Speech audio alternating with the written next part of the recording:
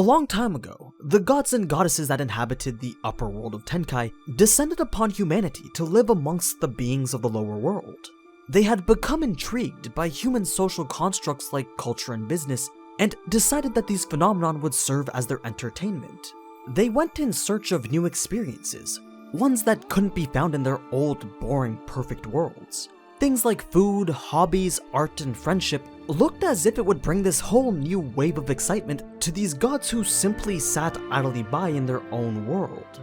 Long story short, they left their positions as the eternal monitors of Gekai to go experience these things for themselves. But the full history behind their descent is a topic for another day. Right now, you're here to learn about every god and goddess in the world of DanMachi.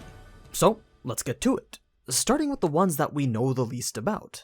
In Sword Oratoria, the side story anime to DanMachi that literally nobody watched, we're briefly shown the god known as Uranos. He's named after the primordial Greek god of the sky, with the word itself meaning sky or heaven, which is rather fitting because, although likely unknown to you, this god was one of the first to descend from Tenkai. You see, a lot of the gods and their familias tie deeply into the mythological characters that they're named after. Obviously, the gods have a much more clear similarity to their fabled counterparts, but even their children have a lot of symbolic traits that they can relate to as well. As for Uranos, given that in mythology he was one of the first gods to be born out of the void of chaos, the place that existed before the earth itself, it makes sense why he'd be one of the first people to descend to Gekai. But unlike the other gods who came after, his reasoning wasn't for fun or excitement. He came as an administrator, a supreme god that would moderate all others through the very guild he established when he first descended upon humanity. That's why he's often referred to as the father of Arario. Although he has the power to do so, he doesn't attempt to rule over Gekai as an overlord. He merely monitors and moderates the gods and their powers in the lower world. Should a god need to use their arcanum, they would have to make a direct request to Uranos himself. Only with his permission can they use their divine power and not be punished for it. We actually see this very briefly in action during the War Games arc. Hermes makes a request to use his arcanum, and we hear Uranos respond to give him permission. Aside from all that though, there's plenty more going on behind the scenes that will slowly be revealed as the story goes on. Next we have Zeus and Hera. These are two gods that are best talked about together since their role in the story is a shared one. You see, not too long before the current events of this series, in fact only 15 years before it, both Zeus and Hera stood above all other gods as the ones with the strongest familia. It's quite fitting considering their mythological roles as the king and queen of the gods. Of course, I'm sure you're well aware that they're not around anymore. So what happened? As I mentioned last video, the world bestowed upon Arario 3 great quests, each being a powerful monster that had escaped from the dungeon. Now, Zeus and Hera were at the height of their power, with adventurers in their familia that were considered to be some of the most powerful in history, so they were pretty much obligated to accept this quest. The Leviathan and Behemoth were taken care of, but it was the Black Dragon who proved to be a more powerful adversary, and it was this Dragon King who wiped out both Zeus and Hera's familias, leaving them nothing left but to return to Arario completely vulnerable. Loki and Freya saw this as a great opportunity to seize their own places at the top as the strongest familia. So they both teamed up and waged war on Zeus and Hera, eventually leading to Zeus and Hera being banished from the city. I mean, there was really nothing that they could do, and the guild didn't have any means to stop it from happening. As for what they're doing now, well, no one really knows where Hera went, but we know from the end of Season 1 that Zeus moved out to the country and raised his adopted grandson Bel, only to later go out and fake his own death for reasons unknown. So those were the old top dogs of Arario. Now we have Loki and Freya. I'm sure you're quite familiar with the fact that Loki is named after the trickster god of Norse mythology. An interesting thing that you may not have known was that he had the ability to change his shape and sex, thus likely why Loki has a more androgynous look to herself. I mean, Bel even thought she was a guy when he saw her for the first time, especially since she likes to dress like a guy a lot. As for what she does for Arario, well, considering that she's one of the top 2 familias in the entire city, it makes sense that her familia is focused around dungeon exploration. Her children lead many expeditions through the deeper floors of the dungeon, but it has been noted that just like her namesake, she does like to cause a bit of trouble with the other gods. Now, Freya as the more powerful goddess is named after the Norse god of beauty and love. as well as fertility and fine material possessions like gold. In fact, one of the poems that Freya was featured in had Loki accusing her of sleeping with literally every god. She was certainly known for being this seeker of pleasure and passion, which translates fairly closely into the character that we see in DanMachi. You see, Freya has a similar habit to Apollo. She'll make a move on any male or female that's caught her interest, then proceed to do anything it takes to obtain said person, regardless of whether they're already in a familia or not. Her particular tastes are towards the most talented adventurers, which, after spotting one, she will immediately do everything in her power to make them her own. So why hasn't she taken Bel for herself then? Well, Bel's sort of a special case. Rather than swiftly stealing him away from Hestia, which she can do very easily on any given day, she decides to watch over him, noting how his alarming rate of growth is likely somewhat attributed to his relationship with Hestia, and to disrupt that would be the same as disrupting his growth. As for her own relationship with Bel, she likes to refer to it as love at first sight, enjoying every moment she gets to watch him grow. Not only taking pleasure from when he's courageously triumphing over powerful foes, but also when he's struggling through life-threatening situations. Both his anguish and his bravery appeal to this goddess, but it's hard to say if she would ever actually let him die. I mean, if he was to succumb to some unfortunate incident, then she'd made it clear that she'd chase after Bel's spirit all the way to the ends of space and time. That's just how obsessed she was with him. She even goes as far as to manufacture situations in order to accelerate his growth. In fact, the grimoire Bel used to learn magic back in Season 1 was something that was purposefully planted by Freya to make him get stronger faster. Now, there's a couple things about Freya that aren't quite explained at all in the anime, particularly how she's always able to keep an eye on Bel. When I mentioned earlier that it was love at first sight, there was actually a bit more to it. It wasn't Bel himself that Freya was attracted to, but rather his soul. You see, just like how the Norse god Freya is known for being one of the most skilled practitioners of Norse magic, Freya has a few abilities of her own that gives her an edge over the other gods. Ones that aren't classified as arcanum since they can't be turned off. One is known as the Eyes of Insight, an ability that allows her to see the truth inside the souls of mortals. It's a natural gift that essentially shows the color and brilliance of the people of Gekai. It's how she's able to decide who she wants to join her familia. And it was with this ability that she first spotted Bel's brilliant soul from the Tower of Babel. While he was training with eyes on the city walls, a place that's normally off limits, she saw two rather rare spectacles. First was Eyes' soul, which was shining like a golden light. Then she saw Bel's, which was completely clear and looked wholly innocent. Needless to say, it was this sight that drew her to him, and she won't stop trying to see more and more of it, all while trying to get it to flourish into something greater. But should something or someone try to get in her way of that, well, let's just say that there's a reason why she's the most powerful goddess in Arario.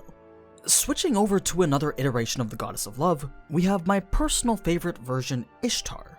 And it's totally not because the Fate version of her is pretty much Rin. Anyway, Ishtar is like the original goddess of love due to her ancient Mesopotamian origins, however, isn't quite as known as her Norse or Greek counterparts. Within DanMachi, she's essentially the owner of the entire Pleasure District, the area known as Balit Babali. It's here that anyone could find a way to satisfy their most carnal desires. Now, there's nothing too much I can say about Ishtar without going into some major spoiler territory, but what I'm sure you figured out by now is that Ishtar absolutely despises Freya. She wants nothing more than to be able to take Freya's place as the strongest in Arario. But unlike Freya, who actually respects her children, Ishtar isn't quite as kind to her own.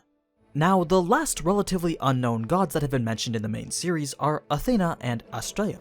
Athena is the Greek goddess of wisdom and war, only ever being mentioned as one of the top 3 virgins of Tenkai alongside Hestia and Artemis.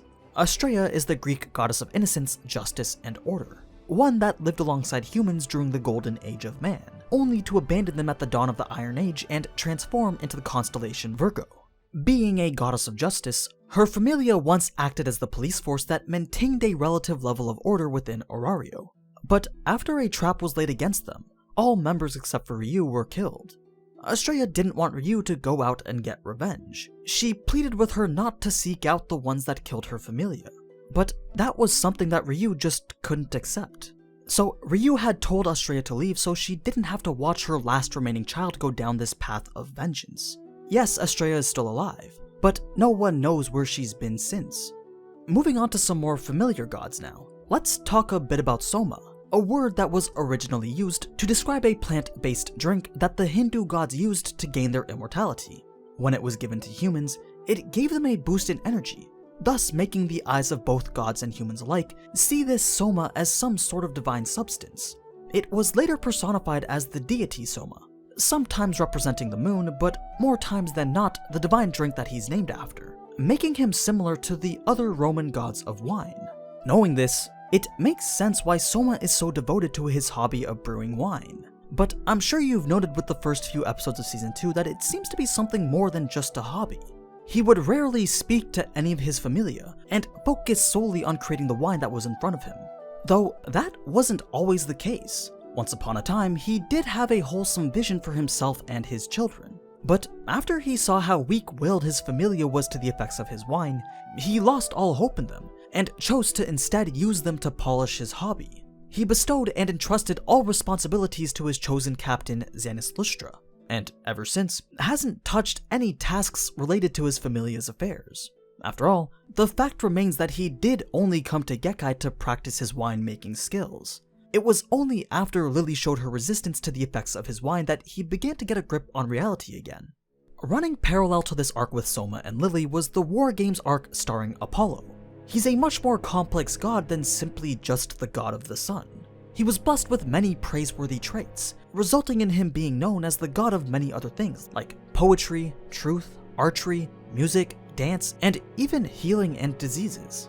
Many artistic and creative subjects are attributed to him, which is why at first I found it strange that such a cultured god would be portrayed in such an antagonistic way. Only after I realized that Apollo wasn't actually a villain, but instead just a god with an intense passion for the beautiful, did it start to make more sense. Especially after learning that Apollo is known for having many ill-fated love affairs, amongst both gods and humans alike, some of which share the names of his more notable children, like Cassandra, Daphne, and Hyacinthus. And I say ill-fated because not a single one of these relations ended up well. Cassandra was given by Apollo her prophetic powers as a means of seduction. However, Cassandra just didn't find Apollo very appealing. Now, Apollo wasn't allowed to simply take those powers back, so instead, he took away her ability to persuade people, making it so that no person would ever believe her prophecies, even though they are guaranteed to be always right.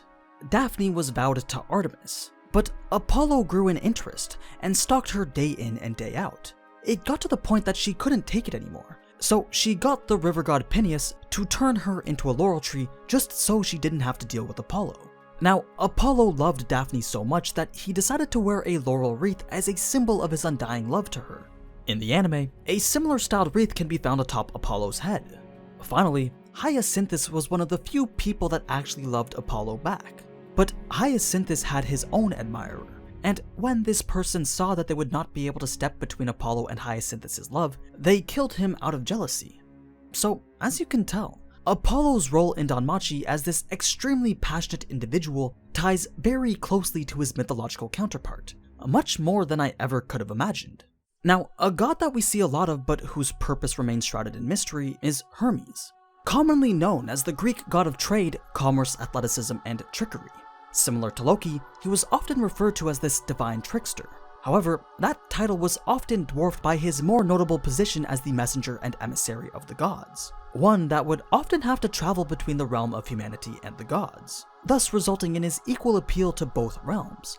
He was a rather clever individual who would often use his wits to outsmart other gods, either for his own entertainment or for the sake of humanity. This is likely why Hermes in DanMachi may appear to others to be like this casually mischievous individual, but as we've seen, he's actually quite cunning. Most of the time, he'll prefer to just observe the events around him, often taking a neutral stance while watching everything unfold. But he will occasionally slyly insert himself into the mix to make things a bit more interesting.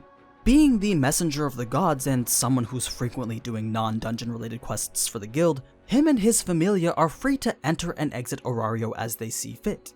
But due to Zeus's personal ask for him to watch over Bel, he's been spending more and more time within Orario, all while using his familia as a means to gain profit anywhere possible. This likely attributed to his roots as a god of trade and commerce.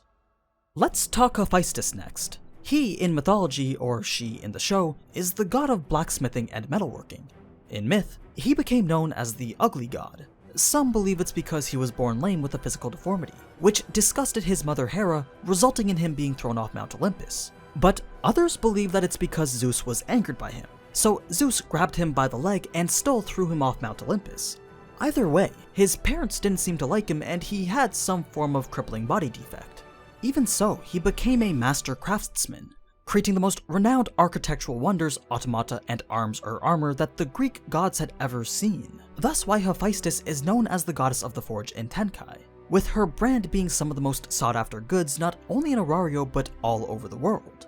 This particular skill can be attributed to her ability known as Master Smith. Under normal circumstances, her superior craftsmanship would be a direct result of her arcanum, but with her natural ability of Master Smith, it allows her to make weapons like Bel's Hestia knife without the use of her divine powers. Now, you may be wondering where her physical defect is. Well, that's where the eye patch comes in. Apparently, many people seemed to fear or hate what they saw underneath that eye patch. Even members of her own familia seemed to cringe at the sight of it. This eventually developed into a complex due to the constant discrimination, leading to the eye patch that we see her wear today. Only Hestia ever acted normal around her, never showing any signs of fear or hate. It's for this reason that the two of them became such close friends back in Tenkai.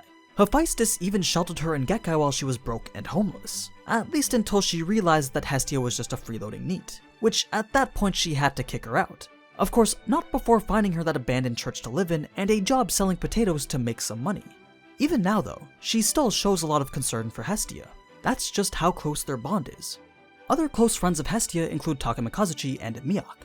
Takemikazuchi is the Shinto warrior god of thunder and swords, also sometimes referred to as the chief deity of Kashima, a subtle reference to the Takemikazuchi familia's captain, Kashima Oka. In myth, Takemikazuchi was most well known for leading a military campaign against humanity by the orders of Amaterasu, though I think the aspects most relevant to the Take from the anime are his renown with the sword and his roots in Japanese spiritualism. It's these mythological elements that are likely passed down to the children of Take's familia. Thus why their appearance and equipment seem to have such a strong Eastern influence, specifically their attire and their use of iconic Japanese weapons. Meok is known to be one of the sons of the Irish god of healing. The thing about Meok though was that he was a far more skilled healer than his father ever was, so much so that his father ended up killing him out of jealousy. But to highlight how skilled with medicine he really was, when his father attempted to strike him down with his sword, it took 4 strikes to complete the job. The first 3 strikes cut the skin, broke his skull, and even grazed his brain. But Meok healed each wound completely. Only after his father cut his brain clean in half did Meok finally die. Now, just like how he is in DanMachi, he was kind by nature, using his medicinal expertise to help others, becoming well known for replacing another god's silver prosthetic arm, one that was made by his father, with a different one made of real flesh and blood. This is a key theme referenced by Meok's child Naza. You see, when Naza was heavily injured in the dungeon resulting in the loss of her right arm, Meok gave up everything his familia had, and even went into debt to get his father's familia to create a prosthetic arm for her, a silver arm no less, pretty much making Naza a direct reference to the Irish god that Meok helped in myth. Anyway, Meok's background as this skilled yet broke potion seller is well justified by his roots in Irish mythology. It makes sense why he would often give Bel and Hestia potions for free. It was just in his nature to help others. Finally, we have Ganesha, who really only ever shows up on occasion. He's named after the highly worshipped Hindu god of beginning and success, easily identified as the deity with the head of an elephant, and represented in DanMachi more so as the outgoing god of the masses who constantly references himself and wears the mask of an elephant. In Arario, he's one of the more open gods, who will often hold festivities in his own home, which is something that no other god is usually willing to do. Although he seems rather self-absorbed, like by having a house that's literally in the shape of his image, he's actually a man of strong ideals, always prioritizing the safety of Arario over anything else. So long as the people are protected and are having fun, his image means nothing to him. And that's every god from the main DanMachi series as you know them so far. Of course, there are gods that I haven't mentioned, like Demeter or Dionysus from Sword Oratoria, but they could be shared another time. And yes, I know I didn't talk about Hestia, but I think that if I was to talk about her, she'd probably get her own video. Anyway, I'm just testing out lore videos to see if you guys prefer this over the cut content. Honestly, it's a good switch up from simply talking about missed out plot elements. So if you enjoyed this one, then I can definitely work towards doing a video on each familia, their roles and members, or maybe something like how leveling and experience works in the world. Both, to me, are quite interesting. Just let me know what you guys think. Now, as always, thank you so much for watching, and if you enjoyed this type of anime content, then you already know what to do. So, until next time, ciao!